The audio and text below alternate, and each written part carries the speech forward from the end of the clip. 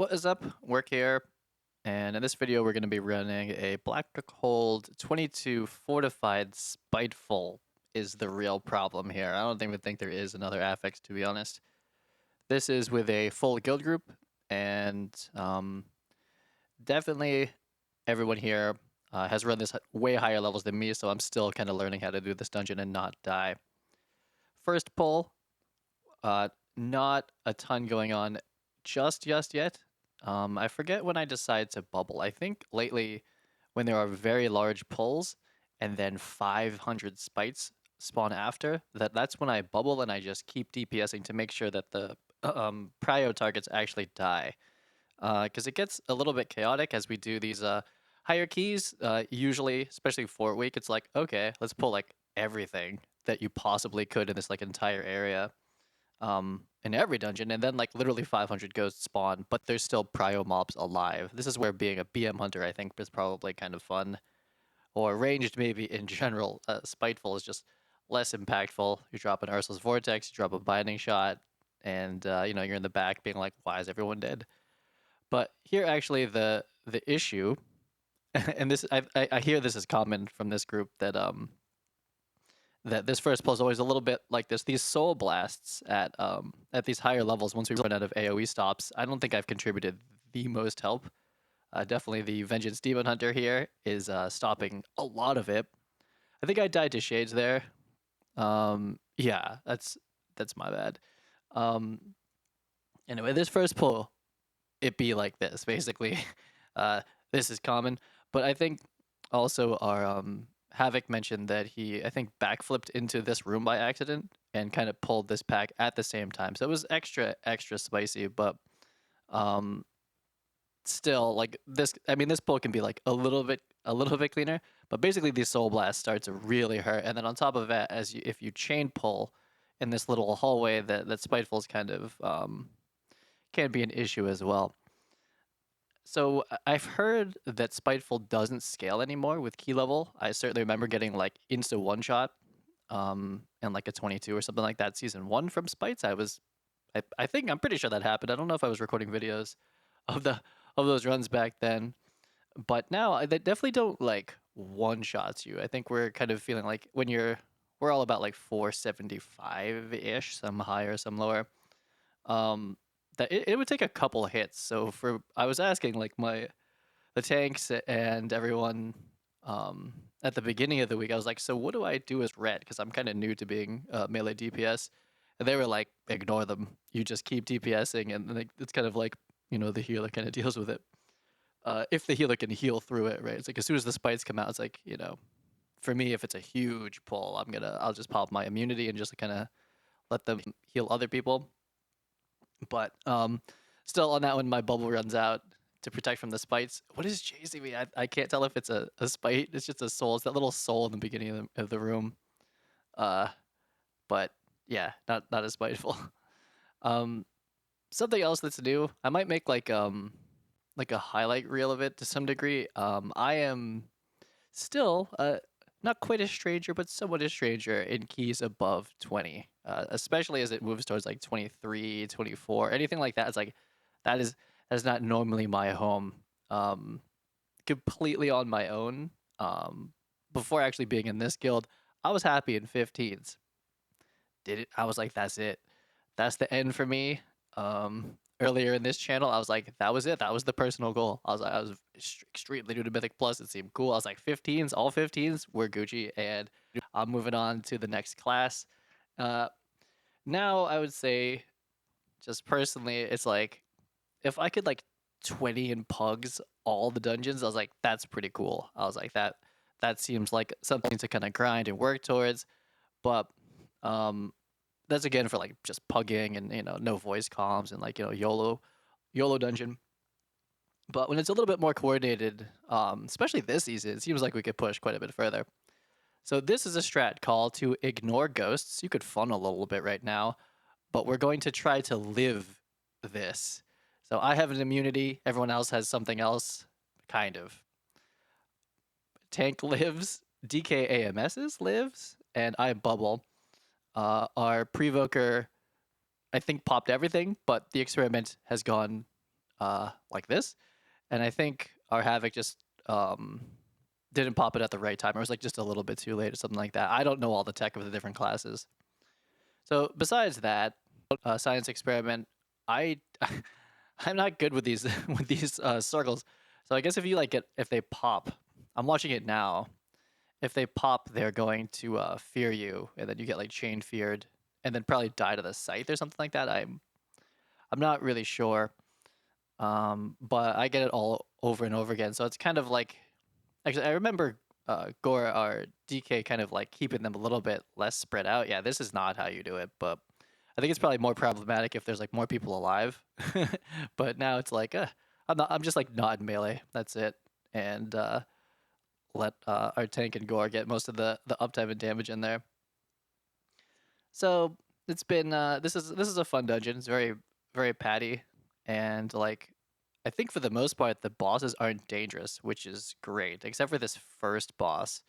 I've imagined I imagine um I wasn't running 20s of this last week in Tyrannical, but I imagine that boss is a little problematic, a little problematic at 22 Tyrannical. It's like maybe we're not killing all of those mobs. Maybe we can't CC all of them. What if we just ignore them and immune them?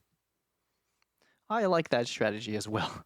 So like you just have to assess beforehand. It's like, can everyone live this or not? Or can we CC it? And this will be more for like next week, 22, whatever, even 20. I haven't timed the 20 Tyrannical here yet. It's like, okay, well, I'll probably try to save. I think Bubble will be back up. We bubble the first pull, maybe. Actually, it depends on the affix, right? But, um, it's this is certainly. It seems like one of the harder bosses because the rest of them don't do anything.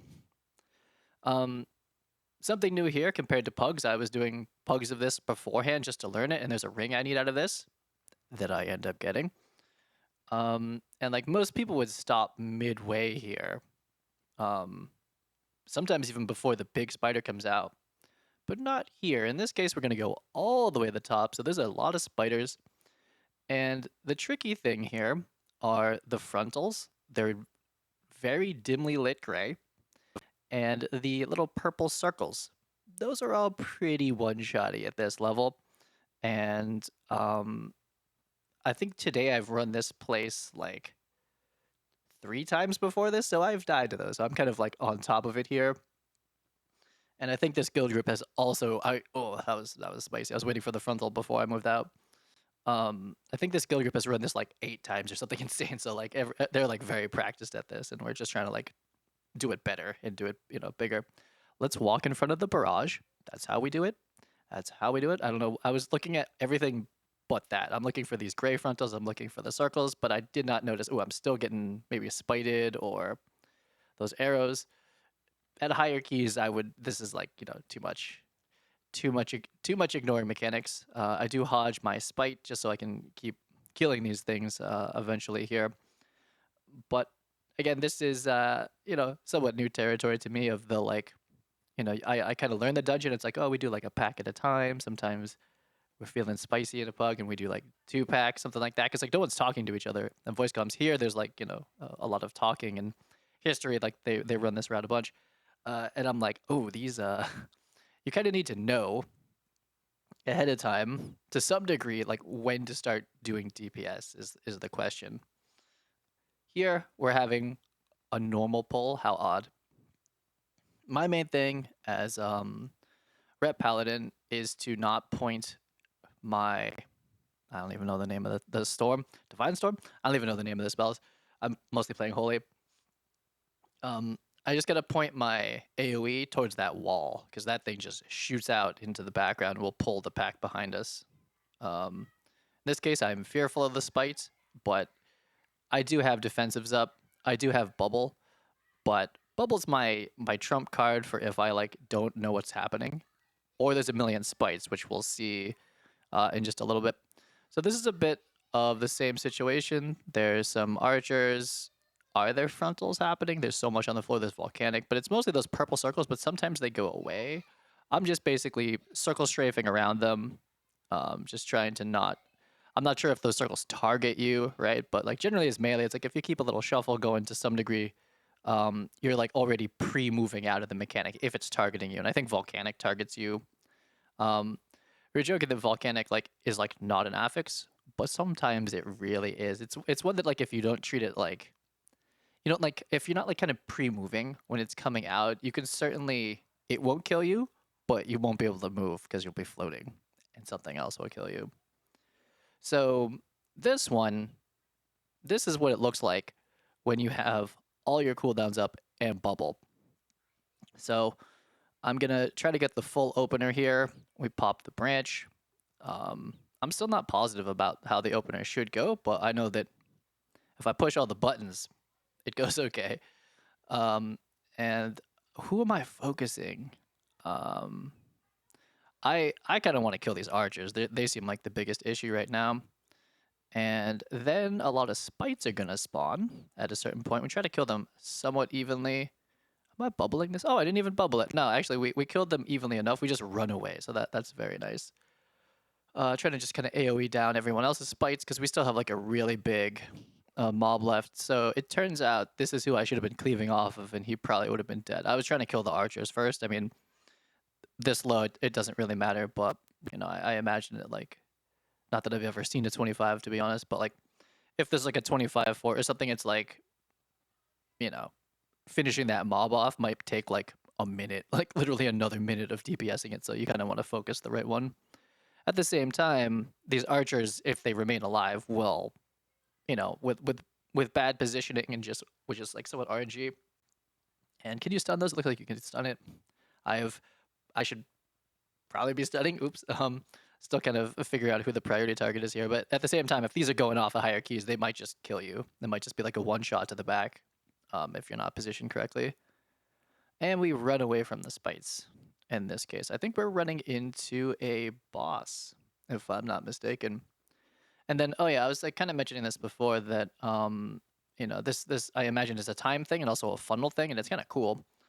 Is that we don't do too much of it here, but in a lot of other dungeons, you combine like 2 or 3 trash pulls on top of a boss, which that's still kind of like has me nervous when it happens. I must say, it's just like, oh yeah, more mechanics basically. But what I would say is that Vengeance Demon Hunter and our tank, who's also very good, can actually handle so many of the mechanics that it's been helpful for me that all I have to do is like focus on my rotation, which I'm still focusing on it. It's not like natural. Ret is very new. On top of that, the 4 set now is a little bit different. It's like you want a Blade of Justice, then Judgment, then a Spender, then Judgment, then a Spender. You probably have to put up Blade of Justice again, then Divine Toll, then a Spender, and then a Judgment's probably back up, then a Spender. So the rotation is actually even a little different, and I have a little weak aura that is tracking it. Those little arrows above my health bar, that means I should use my Spender. So I'm still just working on the rotation, and just knowing, like, again, in these like bigger pulls, is like, okay, who are we killing? And then I will definitely at some point come in and start doing kicks and hodging, and I have blinding. Blinding's like kind of a fake CC. Some of the dungeons it will actually stop a cast, kind of. Other times they'll just start casting again immediately. So it's like, it's not as good as what Havocs have. Basically, it's not an AOE stun or something like that. But we do have our single target stun that comes back pretty quickly. But for me, at the moment, it's just like, okay, how many packs are getting pulled here? Like 8. So we just wait, and then it's like when we get there, who we cleaving off of? Who's the big health target? And then if I was good enough to have focus kicks, we would have like focus kicks. Which actually, in this dungeon specifically, there is a scenario at the end with, I don't know what the mobs are called, but it's when you're on the staircase and there's like a billion mobs. There is definitely a kick order required, as we found out in a 21 earlier today here. I believe that it definitely can get spicy where you are not paying attention to who's overlapping kicks, and it like enrages the mobs, something like that. And it doesn't matter how big the tank is, because this is a very big tank. you basically can't live it. It just turns into like one shot. So having focus kicks here would be helpful, but in that pack specifically, as we'll see in a little bit, the mob we have to kick is the focus target, and you don't typically pull like 4 of them or something like that. Maybe when we're like 485 or whatever like that, maybe you possibly could, but so far we just pulled 2 of them or something like that. We also have a lot of melee kicks here, so that's helpful. Plus, pretty sure Evoker has like a lot of CC as well. So what we can't do is triple overlap kicks, and then other than that, we're okay. You can tell I am not a real Mythic Pluser here because I don't even have a kick tracker. I'm still working on my, my personal weak auras. I like rating the weak auras. They're not massively fancy or anything like that, but that's part of the fun for me learning a class is to rate the weak aura. And so things I'm not tracking at the moment are battle reses. I have one. I do not know how to track it. I literally don't know. They're like I don't usually res people on my own. It usually is asked of me to res or not. It's a decision by tank and healer usually. And I'm always like, is mine up? I think if they ask me, it's up. I literally, how do you track battle reses? Is on the default UI. Do I track intercession? I know it's possible because everyone else knows if like battle reses are up. I never know. I just never know what's going on. So I'm impressed we haven't committed bubble for this pull here, but we haven't. And I think the only reason that like my DPS is looking like this is because our DH possibly died to something, to shades or something like that. Because it's usually in this comp, if it's a huge like 8-pack pull or something, which happens, I have some recordings. Unholy does great, obviously, like right out of the rip, and Lust Unholy is like in the millions, easy. And then it's normally DH, and then it's me. It's typically how this goes here. But obviously then it's just uptime and percentage. I am at the bottom of the stairs here on purpose. I just wanted to kill the spites because I've done this staircase with a spite chasing me, and it's just too much. And eventually, when they make it to the top, I don't need to deal with the boulders. And so that's what we've decided here. I'd rather just be a little bit late to the party than dead. And on top of that, I've been here early before as well. The tank needs to go get this other Dominator here. And so there's a little bit of downtime. So take what you will from that. I don't like dealing with the stairs, and I want bubble. There's a pull after this that I would like to reserve the right to bubble mechanics. It probably would have been back. This boss is longer than... I think the boss is going to be longer than 3 minutes, but I'm holding. You can definitely just bubble through the staircase if you like being first up there, but I'm going to let the tank be first. So these Dominators, there's only one left. I'm not sure that it was here. Might be this next pull. So the tank's going to go... I'm trying to lay off AoE here because we don't want to just like distract everyone and get the... what is it? Take aggro from the bats. That's really just going to end your life. It's not going to help anyone else. And if I was to bob right now, it might kill the healer. So that would be bad. So I'm just trying to like hold off, like don't really do anything. Maybe get some holy power up. And there we go. There it is. So everyone's together, grip together. That's kind of the Vengeance Demon Hunter sign to like go in. Ooh, we're missing these kicks. That's probably my bad. But even if he dies right now, it's like we have our battle reses, I think. Again, where does it show if you have battle res up or not? I don't understand battle reses in Mythic Plus. I'm going to go look for a weak aura. I'm going to go write my weak aura. This is where I like watching these runs back because it's like, in the moment, especially if you time it, you're like, oh, that went fine. Like, there's nothing to change. But, for me, I think it's definitely certainly time to start using Omni CD, at least for just the kick tracker. I used to use it. And then I need to write myself my own intercession weak aura, which I imagine there's one on Waggo. And I'll just learn the code and just kind of write my own version. I definitely need to have it like front and center. Can do battle res. I think that's probably important for these hierarchies. As it's very typical on the boss fight to have like lose one person to some mechanic, like either through being bad, like me, or just like getting an unfortunate overlap of mechanics where it's like, that was just a little bit too much, and we ate the whatever, the frontal, didn't kick the mob on time. It's definitely going to happen.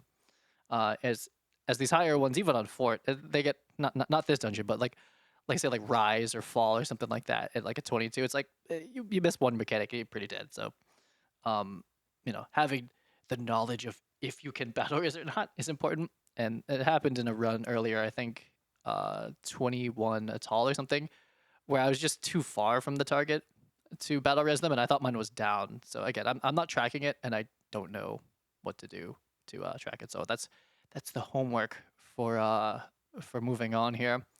I also don't know this mechanic. Sometimes the line comes in. It's on me now, right? So I think that line doesn't always show up for one, which is weird.